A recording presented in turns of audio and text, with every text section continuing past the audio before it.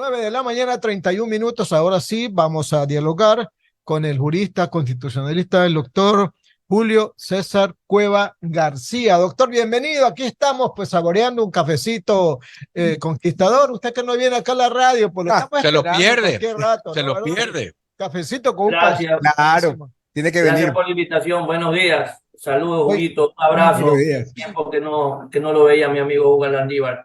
Aquí Igual estamos. para ustedes. Correcto, Gusto ver. doctor Les Cueva. prometo que la próxima voy presencial. Por Oiga, favor, Cafecito, muy bien. Eso es. Aquí le Y tenemos tienen el listo el café kit. y el pan. Bueno, el café nomás porque ya he dejado el pan. Está bien, está bien. Claro que sí. Oiga, doctor Cueva, mire, en esta controversia política jurídica, personal a veces, ¿no? Entre el Consejo de la Judicatura y su presidente, la Corte Nacional de Justicia con el presidente Saquicela y algunos otros vocales más, y también la misma fiscal de la Nación, ¿verdad? Eh, Usted ha dicho que ni los abogados, ni los fiscales, ni los jueces, ni los defensores públicos han dicho esta boca es mía. Pero doctor, ¿no cree usted que el trasfondo de toda esta controversia es porque la Corte Nacional de Justicia quiere manejar la judicatura? No, yo más bien creo que la controversia es porque ya empezaron a pasar vergüenza ajena lo de la Corte Nacional porque ya se dieron cuenta quién pusieron. Perdónenme esta frase, pero viendo lo que ha hecho la judicatura, ni Gustavo Yac se atrevió a tanto.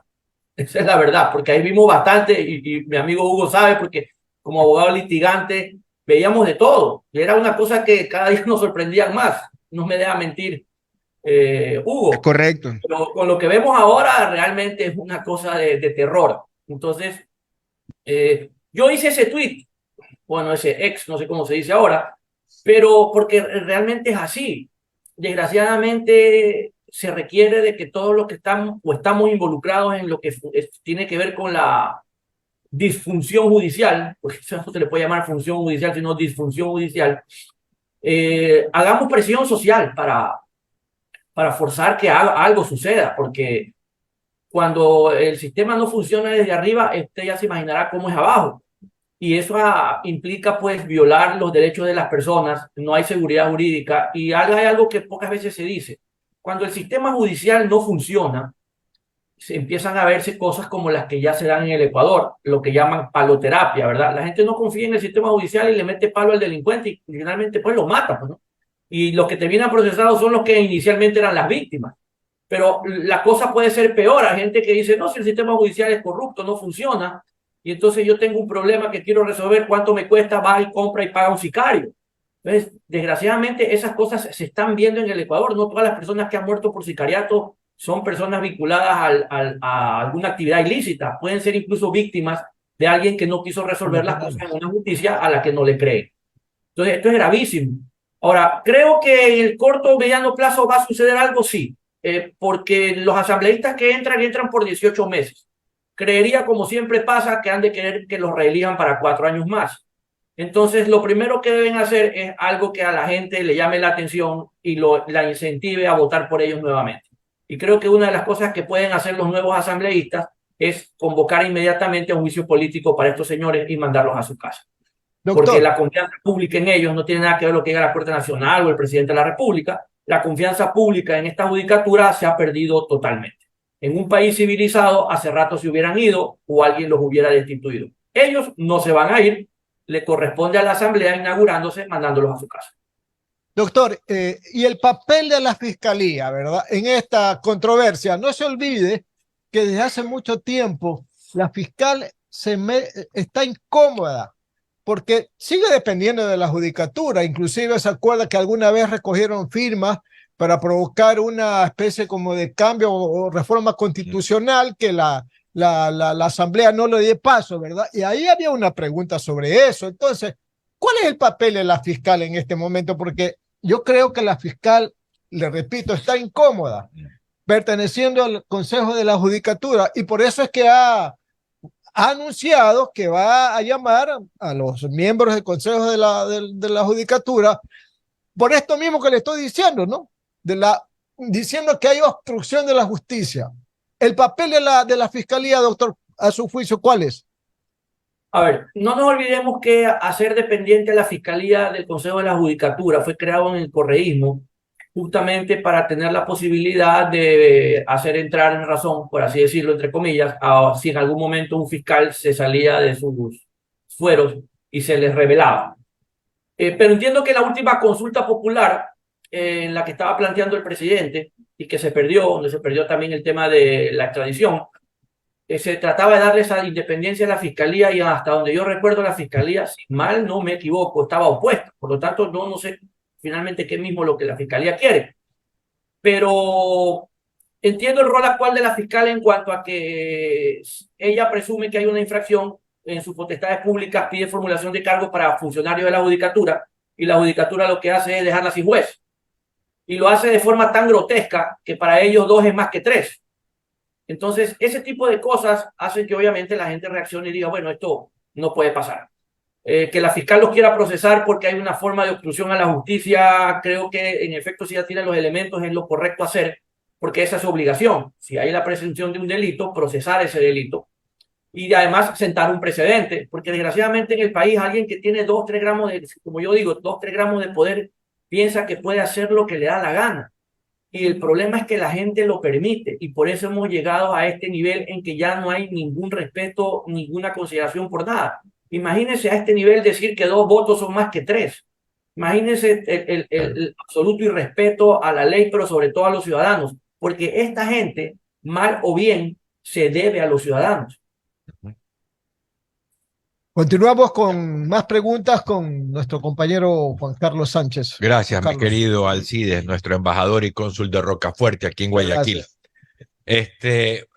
Julio César, usted ha puesto un pensamiento suyo en la red X unas horas atrás y ha dicho: Ecuador se encuentra en un estado de putrefacción moral, ética, de principios y valores. La corrupción y la impunidad han hecho metástasis en la sociedad. Urge un nuevo contrato social. Absolutamente de acuerdo con lo puesto por usted, pero ¿cómo hacemos para esto, doctor Julio César Cueva? O sea, realmente es como que nos ponen a subir los Himalayas sin tanques de oxígeno ni nada para alcanzar una cuestión. Esta lucha, todo está podrido, doctor. Todo está podrido. ¿Cómo hacer esto? Bueno, yo creo que esto se puede hacer desde la presión social que podamos ejercer todos aquellos que realmente queremos un cambio.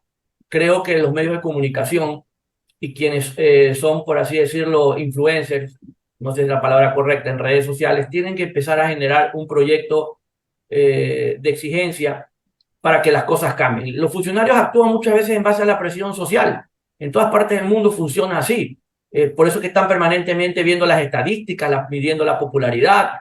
Entonces, y se hacen encuestas permanentemente. Creo que todos quienes de una forma u otra hacemos opinión o hacen opinión en medios formales y en medios de redes sociales, tenemos que empezar a presionar lo suficiente. Por eso mi otro tuit, ¿dónde están los colegios de abogados, los gremios de Sí. defensores, de jueces, exigiendo que la judicatura se vaya?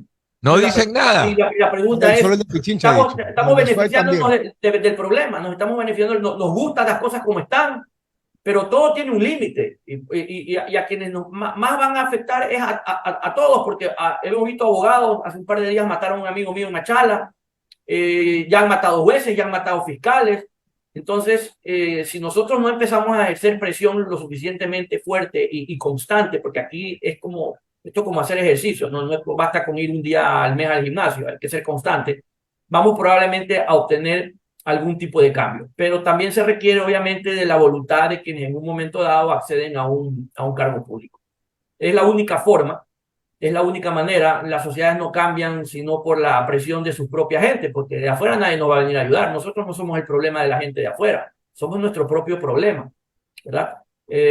Confiaría que quien gobierne empiece a sentar las bases poniendo el ejemplo, ¿verdad? Porque cuando usted gobierna o tiene un cargo de poder, no necesariamente el Ejecutivo, la Asamblea también lo puede hacer, ¿verdad? Usted empieza a poner el ejemplo y toca que todos pongamos el ejemplo. Pero desde cosas pequeñas, Juan Carlos, esto no es de cosas grandes. Usted no se enferma hoy y se muere mañana, uno se va enfermando poco a poco. Y aquí así mismo uno se va sanando poco a poco. Desde cosas pequeñas, porque el ciudadano común piensa que pasarse la luz roja no es corrupción, es corrupción también.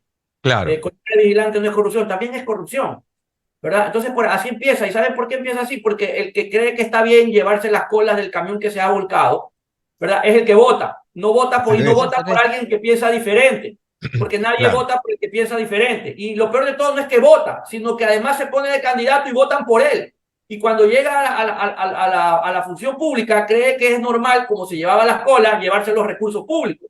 Entonces, cosas tan sencillas como esas hacen que una sociedad vaya cambiando, ¿verdad? Entonces, depende de cada uno poner el ejemplo y hacer las cosas bien y correctamente, aunque los demás no las hagan, porque siempre va a haber alguien que nos vea y probablemente hasta por vergüenza las haga como debe hacerlas. Y así uno va sumando, porque también hay que decirlo, esto no es de un día para otro, porque esta putrefacción no se ha venido dando en cuestión de meses, esto tiene mucho tiempo y no necesariamente vinculado a uno u otro gobierno, ¿verdad? Sino es la sumatoria de conductas que llegan a hacerse habituales y terminan cada vez degenerando en cosas más graves. Julio César, es conocido que hay un grupo, por ejemplo, de abogados, no sé, 15, 20, que son los que de alguna manera manejan los casos de los líderes del narcotráfico, de las narcoguerrillas. A su vez, estos abogados tienen las conexiones, obviamente, con los jueces para que manejen los casos y entonces les den las medidas alternativas y los liberen, etcétera, etcétera. Es decir, por ejemplo, en esa función judicial, ¿cómo hacer para que este tipo tiene que haber ahí también una limpieza, pues tiene que haber ahí cortar ese tipo de elementos, no pueden ser parte de la justicia, pues Julio César? No sé si tú me habrás escuchado, Juan Carlos, yo siempre he dicho que normalmente nos quejamos de jueces y fiscales y nunca hablamos del privado que corrompe al juez o al Es fiscal. correcto, Nunca así hablamos es. del abogado que va y los corrompe. Porque detrás de cada También. funcionario público que se corrompe, cuando es en el sistema judicial, hay un abogado que hace intermediario y hay un privado que es el que pone la plata. Pero de esos nunca hablamos, de ellos también hay que hablar. Porque el sistema judicial, ¿sabes cómo se tiene que empezar a sanear? Se tiene que empezar a sanear con los abogados que corrompen el sistema. Y hay muchos que son tan conocidos que tú solamente los ves y ya sabes que ahí no hay nada sano. Y lamentablemente así es. Pero ojo, lo que pasa en la función judicial no es exclusivo de la función judicial, es de la función pública. ¿Ok? Porque esto pasa en toda la función pública. No es solamente porque el ciudadano ecuatoriano desgraciadamente piensa así. Por eso decía yo, tenemos que empezar desde lo más pequeño. El que cree que es mejor darle coima al vigilante, ese es el que también cuando tiene un problema va y trata de comprar al juez, o trata de comprar al fiscal, o trata de buscar a alguien que lo pueda comprar. ¿Okay? Entonces, ¿cómo se combate eso? Mira, a nivel general, lo que hay que hacer es combater el lavado de activos. Porque si estamos hablando de todo esto tiene un factor común en todo, y que es el dinero. Entonces, en el Ecuador no se combate realmente el lavado de activos. En el Ecuador se lavan 5.000 millones de dólares y aquí nadie combate el lavado de activos. Tú ves gente que la balean en carro de 250.000 dólares y nadie averigua de dónde sacaron, quién lo vendió, cómo lo pagó y de quién es el propietario de un carro de 250.000 dólares. Tienes casas de 3, 4 millones de dólares una al lado de otra y nadie sabe cómo aparecieron porque se supone que la empresa está en crisis, tanto en crisis que no le pueden subir 25 dólares al año a un empleado. Entonces, hay que empezar por combatir eso, porque incluso si hablamos de lo que es la delincuencia organizada y tú me hablas de abogados que van y compran jueces y que tienen que ver con la delincuencia organizada, ¿de dónde sale la plata? Porque lo de la delincuencia organizada, la corrupción la pagan con dinero, las armas las pagan con dinero, las balas las pagan con dinero, los sicarios los pagan con dinero, la droga la pagan con dinero. ¿Qué es lo que hay que combatir entonces? Y lo hacen por dinero. ¿Qué es lo que hay que combatir? El dinero. Pero el sistema financiero está infiltrado. Y yo pregunto, Claro. ¿dónde está la UAFE? ¿Por qué no se contrata o no sé cómo habría que hacer, pero estoy seguro que algún organismo internacional puede colaborar? Una auditoría financiera del sistema de los últimos 20 años, pues para saber cómo la gente ha llegado a tener lo que tiene el día de hoy. ¿Por qué no se hace? Porque somos cómplices, porque si se descubre se cae el sistema financiero, digamos las cosas como son, probablemente es lo que suceda. Este dinero está sosteniendo la dolarización, es muy probable, Así yo no es. lo sé, pero se requiere de hacer algo porque va a llegar un momento en que el Estado va a ser más incapaz de lo que es hoy de poder combatir esto. ¿Okay? Y el sistema judicial va a seguir postrado, porque también tenemos que decir las cosas como son, Juan Carlos. Si yo a un juez le digo esta famosa frase que se dice que fue de Pablo Escobar, plata o plomo, ¿qué opción tengo yo si a mí el Estado no me protege? Pero nadie está haciendo nada. Yo había propuesto que el Consejo de la Judicatura, aquí no se necesita una reforma legal porque ya hay la sentencia de la Corte Constitucional, los jueces penales tengan todos competencia territorial nacional y que el expediente electrónico ya tenía que hace rato por ley haberlo creado la Judicatura y todos los jueces penales tienen una sala de audiencia en el metaverso. Entonces, así como estamos conectados nosotros el día de hoy, el juez se puede conectar y esto ya viene en la época de la pandemia, de tal manera que un caso de Guayas lo puede sortear en cualquier juez que va a estar en cualquier parte del país, menos en la provincia del Guayas. Y el juez se va a poder conectar y los datos del juez van a estar protegidos de tal manera que no se sepa dónde está el juez, dónde vive el juez, más allá de que se pueda conocer su nombre. Porque también hay que darle seguridad, hay que ponerse también en los zapatos del juez y del fiscal, más aún cuando hay jueces y fiscales que ya han sido baleados. El mensaje es muy claro: o haces las cosas como yo digo o te voy a matar. Y la verdad es que sea dicha, nadie va a poner en riesgo su familia y su vida por hacer justicia. Yo no lo haría y estoy seguro que ustedes tampoco. Entonces también hay que ponerse de ese lado, ¿no? Claro. 9 de la mañana, 47 minutos, Radio Atalaya y su programa de opinión política Punto de Vista. Estamos dialogando con el doctor Julio César Cueva García. Las preguntas de nuestra compañera Noemí Ceballos. Muchas gracias, Alcides. Buenos días, doctor Julio César Cueva. Un gusto. Buenos días. Primera vez que la veo. Bienvenida. Sí. Por lo menos bienvenida a una entrevista conmigo. Claro que sí. Es una flamante incorporación. Gracias. Le auguro suerte. Dígame. Sobre el tema que estaba conversando, yo estoy totalmente de acuerdo de que para, digamos, fomentar ciertas actitudes, creo que es un tema cultural, lo hemos ya mencionado, creo que en algún momento, tiene que haber doble vía, ¿no? El que propone y el que está dispuesto también a recibir. Hablando sobre las próximas elecciones, tenemos dos candidatos y han existido pronunciamientos respecto al tema de seguridad. El candidato Noboa propone incorporar cárceles en barcos. ¿Qué opina usted al respecto sobre ese tema? Yo creo que ahí hay un problema. Y el problema es que esos barcos de alguna forma van a tener que estar custodiados. Y nosotros sabemos que lo que más hay son gente que sabe navegar para transportar drogas. Entonces, Claro. Gente que quiere infiltrar las cárceles que estén en barco va a ser un problema. Yo más bien lo que le podría sugerir al candidato Noboa es que considere la posibilidad de ver si hay algún organismo internacional que pueda prestar esos créditos no reembolsables. Yo de eso no conozco mucho. Los 600 millones de dólares que se necesitan para construir una Supermax. Una Supermax no es otra cosa que una Super Maximum Security Prison, que básicamente está construida para ser una cárcel. El problema del Ecuador es que las cárceles, quienes las construyen, creen que están construyendo un condominio, ¿no? Entonces las hacen con mampostería, le rompen la mampostería y en los ladrillos le meten la droga, las armas, las balas y el dinero. No, Claro. en las cárceles como se construyen, cada celda es un bloque de 1 metro de espesor de concreto sólido, que no hay forma de perforarlo, y todo lo que hay dentro, que viene a ser la cama, lo que son los sanitarios, están hechos de aluminio de una sola pieza, perdón, de acero inoxidable de una sola pieza, que no hay forma de romperlo para poder hacer un arma. Y entonces así usted va a poder tener gente aislada, incomunicada, para evitar que entre ellos se organicen. Pero hay que decir las cosas como son. No importa si funciona o no la idea del candidato Noboa. Yo pienso que lo otro podría ser mejor, ¿verdad? E incluso porque en el tiempo el costo va a ser menor.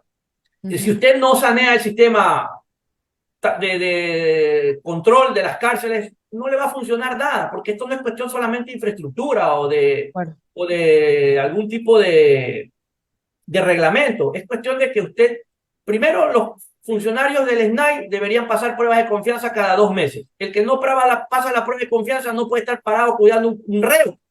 Segundo, hay que darle seguridad. ¿Cómo les da seguridad? Tienen que tener el rostro cubierto, no tienen que tener ninguna identificación que permite individualizarlo para que después los delincuentes vayan a la casa a decirle, mira, tienes que entrar la droga porque si no, ya sabes lo que te va a pasar. En los Estados Unidos, los guardias ni siquiera usan anillo de casado.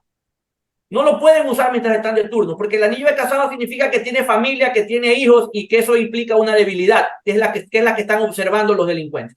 Entonces, si no tienen el rostro cubierto, no tienen nada que los identifique, ¿verdad? Y sus nombres están protegidos en un sistema en donde nadie puede acceder sin generar una alerta de que los están buscando, ¿verdad?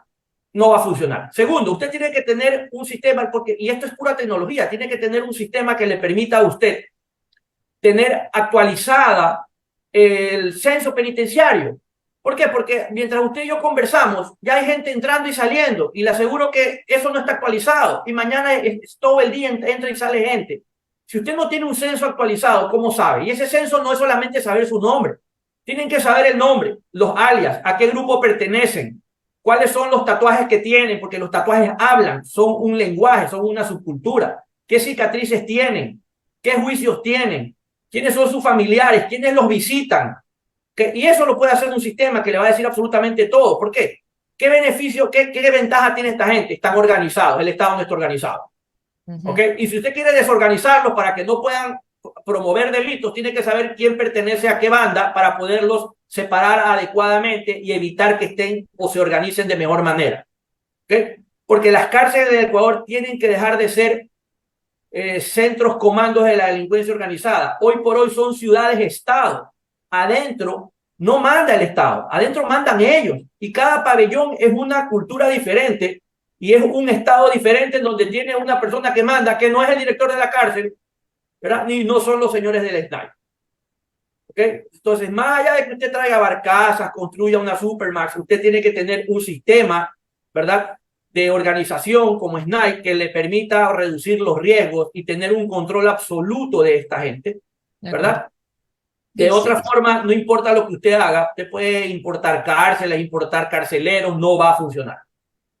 De acuerdo, son varias cosas las que, digamos, deberían de coexistir, incluso protección para todo el personal, que curiosamente debería de estar, tenemos una ley, de la ley de protección de datos personales, ellos deberían de tener, digamos, contar con esa seguridad también por parte del Estado. Ahora, yo recuerdo que en el debate también Novoa mencionó algo que a mí me llamó muchísimo la atención y quisiera conocer su opinión del tema, cambiar el sistema de jueces, o sea, es decir, llevarlo un poco al estilo de Estados Unidos, de que el jurado no sea, digamos, un juez, sino que sean civiles, personas, y que ellos sean los que al final del día juzguen. ¿Qué opinas sobre ese tema? No lo veo viable en el Ecuador. Más allá de que, por si acaso, para que ustedes sepan, en la mayor parte de nuestra vida republicana hubo jurados. Pero eran épocas en que habían principios, valores y la palabra tenía otro precio, por así decirlo. La palabra valía. La gente, era la palabra de la gente valía más que la firma. Hoy eso no puede Así pasar. es. O sea, primero porque usted tiene un pueblo ignorante, esa es la verdad. Y parte de nuestra desgracia es que la gente pues razona con el corazón y muchas veces es ignorancia, desgraciadamente. Entonces, usted va a tener, imagínese un jurado de 12 personas que vivan que no han tenido educación, que no tienen salud. ¿Cómo pueden juzgar algo? Solamente se lo pongo más fácil. Imagínese un jurado que nace de las redes sociales. Esa es la gente que va a ir a ser de jurado. Y usted escucha, yo que soy abogado, usted escucha unas opiniones que usted dice, si me tocara a mí esta persona de jurado, no, pues no habiendo pena de muerte me condenan a muerte. Entonces hay que tener muchísimo cuidado. El Ecuador no tiene el nivel de educación que se requiere para jurados en la actualidad. No, eso es imposible. Eso no cabe. Yo creería que eso no funciona en los Estados Unidos, donde entiendo, pues, el candidato no ha estudiado, funciona muy bien. Y probablemente él ha estado alguna vez en alguna corte y lo ha podido ver, o lo vemos nosotros en las películas y nos gusta, pero en la vida real no es así. En el Ecuador no tiene el nivel de educación y de cultura que se requiere para que un jurado elija bien o decida bien, pero sobre todo para que no se contamine y no se corrompa. ¿Ok? Claro. En un país donde la ley es una mera referencia y es una mera sugerencia y no un mandato, eso no va a funcionar. Porque déjeme decirle que en los Estados Unidos lo primero que el juez hace cuando ya tiene elegido el jurado es prohibirles que tengan algún tipo de acceso a información del proceso, sea por medios de comunicación o por redes sociales, cualquier tipo de información ajena a lo que se conozca en la corte. ¿Usted de verdad cree que en el Ecuador alguien va a respetar eso? Claro. Sí, en las cárceles es un poquito complicado, que se supone no deberían tener acceso y lo tienen. Entonces, claro, termina siendo complejo. Entiendo yo que los terminan aislando y adicional ese es un costo que hay que cubrir también por el tiempo que dure pues todo el juicio. Pero bueno, muchísimas gracias por su 9 de comentario. la mañana, 56 minutos. Seguimos esta entrevista con el doctor Julio César Cueva García, con el abogado Hugo Fabricio Landívar Orellana. Adelante con sus preguntas, Hugo. Gracias, Alcides. Buenos días, Julio César. Gusto de tenerte aquí en los micrófonos de Atalaya. Hugo, qué gusto, Saludarte. un abrazo a la distancia. Un abrazo. Cuéntame una cosa, ¿cuál es tu opinión acerca de los 2 coches bomba de ayer en Quito, que ya se estableció que sí, efectivamente, fueron atentados? Es decir, ya estamos como Colombia de los 80, 90, Julio César. ¿Qué se puede hacer respecto a esto? ¿Está fallando la inteligencia en el Ecuador? ¿Qué inteligencia? La, inte- Inteligencia militar, la inteligencia policial. la inteligencia policial, ciudadana. no, ¿What? la inteligencia policial no existe. No ¿Qué existe. pasa? Por eso no existe. Mira, a ver, en Colombia, ¿qué pasó? En Colombia tuvieron que sanear las Fuerzas Armadas y la policía porque estaban completamente infiltradas. Si tú no empiezas por ahí, es como que te pongas un medicamento caducado, no te va a resolver el problema. ¿Ok? Entonces tú lo que necesitas es empezar a sanear esto. Pero además, ¿qué tienes que hacer? Tienes que pagarle bien a la gente. Porque si usted un policía que lo tienes sin uniforme, sin armamento, mal entrenado, aparte maltratado, mal pagado, ¿verdad? Y de paso demandado y denunciado sin ningún tipo de protección, es normal que se corrompa. Entonces, si tú no le pagas bien a tu gente, y aquí lo que yo he dicho que hay que hacer, y probablemente, y espero que quien llegue a la presidencia decida hacerlo, ¿verdad? Honestamente, le tengo fe a uno de los candidatos, a la otra no le tengo fe que lo vaya a hacer por muchísimas razones. Lo que hay que hacer probablemente es una reforma que permita usar de manera inmediata los bienes y los recursos, sobre todo los económicos, líquidos que se reciban o se capturen del narcotráfico. Yo no puedo aceptar, Hugo, que a mí me digan que han incautado en un allanamiento 12 millones de dólares y tú lo vas a meter ese dinero, porque el dinero es papel, en una cuenta en un banco a que se pudra la plata, a ver si los narcos ganan el juicio. Cuando lo lógico sería que hay una norma que permita que el Estado coja esos 12 millones y le entregue una parte a la fiscalía, otra parte a la justicia, otra parte a la policía y otra parte a clínicas de desintoxicación. Claro. Y mañana o más tarde ganan el juicio, que le hagan a los narcos lo que nos hacen a nosotros. A mí el SRI nunca me devuelve plata, hermano. A mí me dan una nota de crédito. Y que yo vaya a ver cómo cobro esa plata y siempre es a pérdida. No sé si tú tienes esa suerte que te den efectivo, a mí no me ha pasado. Entonces, si el narco gana el juicio, que le den pues una nota de crédito para que vea a quién se la vende y sobre todo quién se la compra. Pero no me puede decir a mí que gente que está dedicada a este negocio le guardan la plata en efectivo para dársela poco y más con los intereses, ¿verdad? Cuando aquí lo que se necesita es billete. Entonces, lo que creo que debe haber una norma que permita que se haga uso de ese dinero y de esos bienes se puedan rematar de manera inmediata, ¿verdad? Justamente para poder subsidiar todo este tipo de situaciones que se necesitan. Por ejemplo, ¿qué es lo que tiene que hacer el Ecuador? Tiene que sentarse a negociar con los países en donde se mete la droga por la nariz, porque resulta ser que en el Ecuador, en todo el mundo, el problema de la droga es un problema de salud pública. Resulta ser que nosotros estamos poniendo la plata y los muertos para evitar que la salud pública de otros países se perjudique, dejando desatendida con esos recursos la salud pública del Ecuador y la educación. Eso no puede pasar. Lo que hay que hacer es sentarse con la Unión Europea y con los Estados Unidos y decirle, vean, señores, yo el año pasado más o menos fue unos 10.000 millones de dólares en drogas lo que detuvimos que iba camino a las narices y a la salud pública de sus ciudadanos. Hagamos algo. Denme el 15% de ese dinero, no en plata, se la van a llevar. Denme a mí el 15% de eso en inteligencia, en drones, en carros, en armas, en capacitación, en tecnología, en colaboración, en capacitación. ¿Para qué? Para combatir la droga que se va a sus países. ¿Ok? Porque está la salud pública allá también, ¿no? Exactamente, este PF es compartido. Y ahí vas a tener recursos para esto. Porque el problema que el Estado tiene es que no está organizado, no tiene la capacidad de sacar los recursos que tiene esta gente, porque para 8 millones de dólares que tenían que darle a Guaya se demoraron 8 o 10 o 12 meses. El narco te pone 8 millones de dólares de cada chica en este momento para las armas y la gente que se necesite. ¿Ok? Entonces el Estado tiene que tener la capacidad de resolver casi que de la misma manera. Entonces, mientras tú no puedas hacer eso, la guerra la tienes perdida.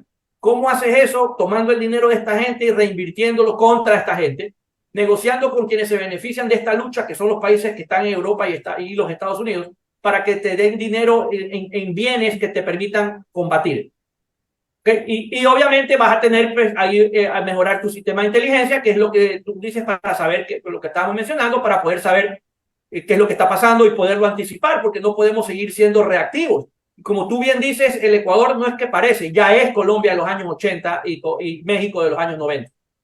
Claro, y también hubo otro coche bomba que gracias a Dios nunca explotó en Guayaquil hace 2 semanas. Acordémonos en el centro, que también tenía el mismo sistema que se utilizó ayer en Quito. Tanques de gas, sí señor. Y Así estamos es. comenzando, porque ellos están empezando a mejorar, pues, ¿no? Ya después verá C4, dinamita. ¿Por qué? Porque no hay un control realmente de qué pasa con estas cosas. Y también cuál es el problema, que estamos desnaturalizando las cosas aún. La gente se pregunta cómo entran las bombas, la dinamita y las armas, ese tipo de armas por las fronteras. ¿Quién cuida las fronteras? Los militares. ¿Y dónde están los militares? Cuidando las cárceles. El problema del trabajo no de los militares no es cuidar las cárceles. El trabajo de los militares es cuidar las fronteras. ¿Quién tiene que cuidar las cárceles? Los policías. ¿Por qué no los cuidan? Porque no tienen el equipo. Pero fíjense lo que acaba de pasar. Ustedes tuviste cómo trajeron 40 tanquetas para combatir la delincuencia organizada, ¿verdad? ¿A quién se las dieron? A los militares. ¿Y quién tiene que cuidar eso? La policía. Entonces yo te pregunto, cuando se acabe el estado de excepción, ¿a dónde van a ir los militares? De regreso a los cuarteles. ¿Sabes a dónde van a estar las tanquetas? En los cuarteles. Lo lógico era dárselas a la policía, pues. Pero eso no requiere ni siquiera ser inteligente. Entonces yo no sé realmente qué es lo que está pasando. O sea, hay algún tipo de temor por parte de quienes gobiernan actualmente que no quieren hacer las cosas como tienen que hacer. No puede ser posible que tú traigas tanquetas para combatir la delincuencia organizada y se las das a quienes no deberían estar en ese combate. Debería ser la policía. Entonces estamos mal acostumbrándonos a que cada vez que hay un problema salimos a reaccionar, ¿verdad? Y sacamos a los militares a las calles, pero no pueden estar todo el tiempo en las calles porque además no les corresponde. Y porque además cuesta. Los militares no salen gratis, déjame decirte. Porque lo primero que dicen es, oiga, pero esto no está en mi presupuesto, ponga la plata para gasolina. Entonces, esto más o menos hubo como que tú, en lugar de hacer que tu hijo estudie para que pase de año, le haces los deberes tú. Y la pregunta es, ¿quién se tiene que graduar? ¿Tú o tu hijo? Tu hijo, pues. ¿Quién tiene que aprender? Tu hijo, pues. Entonces, a la policía hay que darle las tanquetas, a la policía hay que darle las armas, la capacitación y todo lo demás. Sí, los militares deben ayudar mientras la policía se fortalece, pero eso no es lo que está pasando. Ok, trajeron 17 millones de municiones. Yo pregunto, ¿y trajeron 200.000 armas o no? No las trajeron tampoco. ¿Y trajeron 200.000 chalecos? Tampoco. ¿Y entonces para qué quieres las balas si no tienes con qué dispararlas? ¿Y para qué quieres las balas si no tienes cómo proteger a la persona que va a usar el arma? ¿Verdad? Y traes equipo para combatir la delincuencia organizada, pero se las das a la gente que no está obligada a combatir la delincuencia organizada. Entonces, discúlpeme, pero hay que ser muy bruto para hacer las cosas así. O muy malintencionado. O tener muchísimo miedo. O tener muchísimo miedo. Y yo pienso que es lo último. Y yo lo entiendo. Y la última pregunta, Julio César. Estos jueces anticorrupción, que son 14, yo no los he visto por ningún lado. ¿Tú los has visto actuando en algún caso especial? Yo no los he visto. Tienen como 3, 4 meses ya posesionados, tengo entendido, corriendo. Sí, tienen como 4 o 6 meses. No los vemos porque están en Quito. Y ahí es a lo que me refería. Se reclamó y se hizo una acción de inconstitucionalidad porque se decía que era discriminatorio. Además, como iban a estar en Quito, se violaba el tema de territorialidad en cuanto a los delitos. Y la Corte Constitucional avaló eso. Esa sentencia de la Corte sirve para lo que yo sugiero, que todos los jueces penales, ¿verdad?, sean jueces con competencia territorial nacional y todos trabajen en el metaverso y sus datos estén protegidos de tal manera que los delincuentes no tengan cómo localizar. Estos jueces trabajan ciertos casos de delincuencia organizada. Yo he sabido de ellos porque he tenido conocimiento de algunos allanamientos que se han dado en Guayaquil y cuando yo he preguntado qué juez ordenó esto, juez anticorrupción.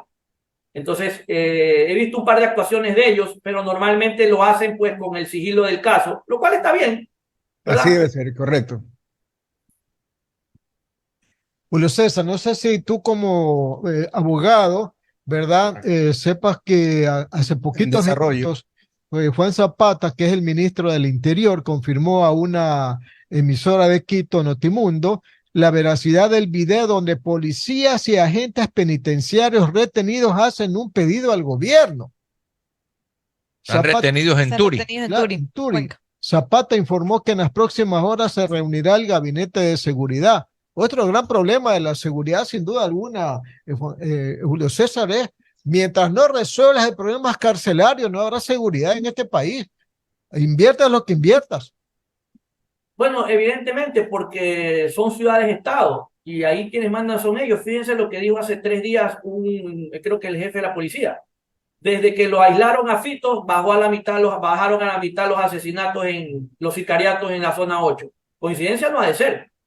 Claro. ¿verdad? Pero requiere esto no es solamente de una decisión, requiere de un tema, esto es un tema integral, proteger a la gente, encubrir taparle los rostros a los agentes, hacerle pruebas de confianza, ¿verdad? Se requiere de muchos protocolos, pero no veo que nadie esté haciendo algo. Simplemente estamos tomando la pastilla para que no nos duela la cabeza, pero el cáncer no lo estamos combatiendo y hay que combatirlo. Pero repito, tienes que empezar por atacar la estructura financiera del narco. Que todo esto que nosotros vemos no es gratis, todo cuesta plata. Si tú le quitas la plata, no pueden pelear. No pueden pelear. Y la pregunta es, ahí sí yo pregunto, ¿dónde está la UAFE y dónde está la Fiscalía? Porque si yo le pregunto a la Fiscalía cuántos casos de lavado de activos de testaferrismo tiene versus lo que se ve en el país, es prácticamente nulo. Ahora, y yo sí entiendo, no hay personal y no hay dinero, de acuerdo, pero la plata está donde yo dije que estaba. Encuentren la reforma legal que permita hacer uso de ese dinero de manera inmediata. Pero esa es la asamblea, pues, mi querido Julio César, y entonces ya sabemos cómo es la asamblea. Todo lo deja para después. Nada es urgente, nada es importante.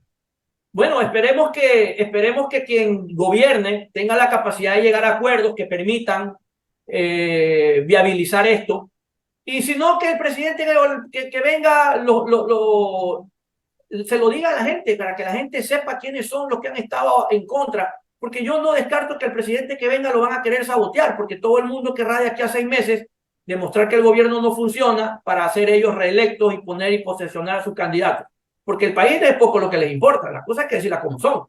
Pero creería yo que el presidente tendría que en su momento ponerlos en evidencia para que la gente sepa quiénes son y dejar constancia de que hizo lo que tenía que hacer y planteó lo que tenía que plantear. Pero ahí también tiene que colaborar con la Fiscalía, porque la Fiscalía es la que conoce o debe de conocer cuáles son las reformas que se requieren para poder viabilizar de mejor manera el acceso a los recursos, de los cuales también creo yo la Fiscalía tiene que beneficiarse.